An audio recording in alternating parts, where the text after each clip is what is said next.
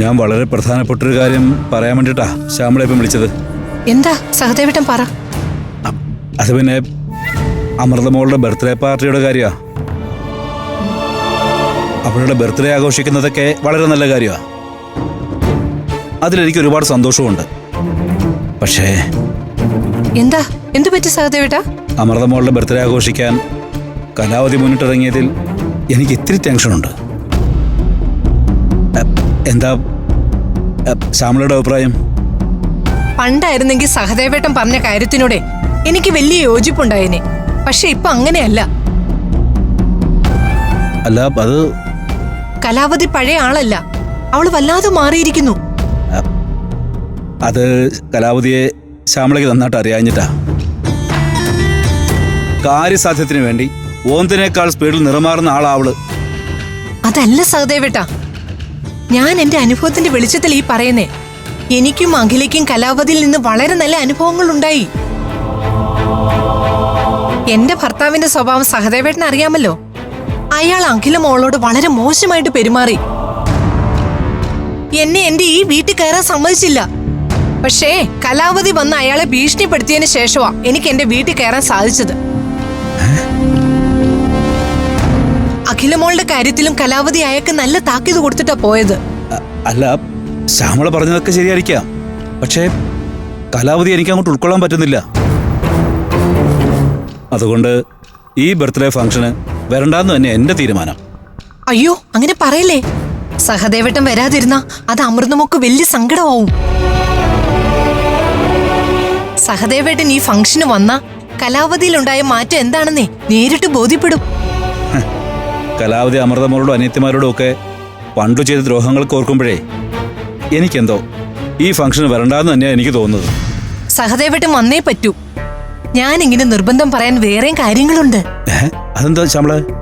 അന്നത്തെ ദിവസം അവിടെ വെച്ച് സർപ്രൈസ് ആയിട്ട് വേറൊരു കാര്യം നടത്തുന്നുണ്ട്. അതിന് സാക്ഷി അവൻ സഹദേവേട്ടൻ അവിടെ ഉണ്ടായേ പറ്റൂ. എന്ത് സർപ്രൈസ്? അത് ഞാനിപ്പോ പറഞ്ഞ പിന്നെ സർപ്രൈസിന് എന്ത് പ്രസക്തിയുള്ളത്? അതെന്ത് സർപ്രൈസ്? അതെന്താണെന്നൊന്ന് അറിയണമല്ലോ.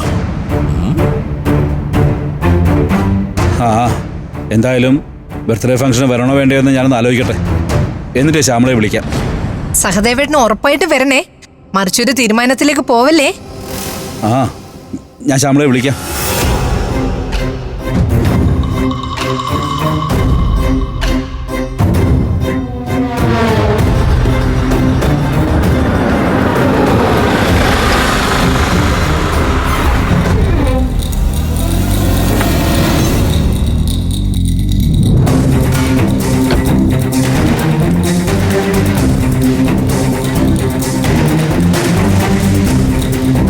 സഹദേവൻ എന്താ ഇങ്ങനെ മിഴിച്ചു നോക്കുന്നേ?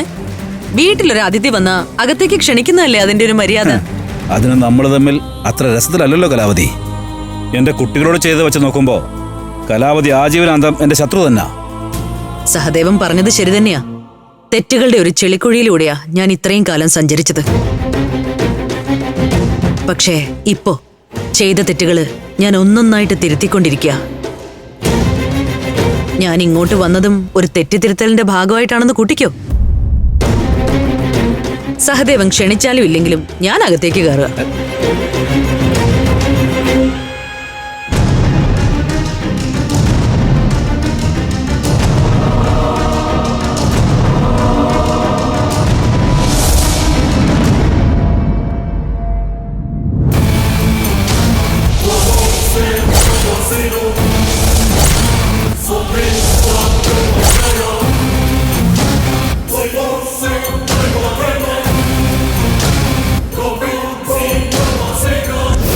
ഗൂഢാലോചന എന്ന് പറയുമ്പോ ഒരാള് ഒറ്റയ്ക്കല്ലല്ലോ ഈ പ്ലാനിംഗ് ഒക്കെ നടത്തുന്നത്. അംബികയും സുമേഷും ചേർന്ന.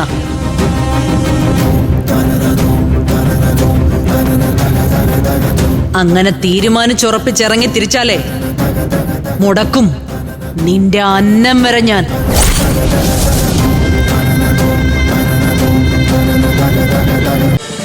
ഫ്ലവേഴ്സ് ഒരുക്കുന്ന കാഴ്ച വസന്തം യൂട്യൂബിൽ പ്രേക്ഷകർക്ക് ലൈവായി കാണാം. ഫ്ലവേഴ്സ് കോമഡിയിൽ ജോയിൻ ചെയ്യൂ, ആസ്വദിക്കൂ.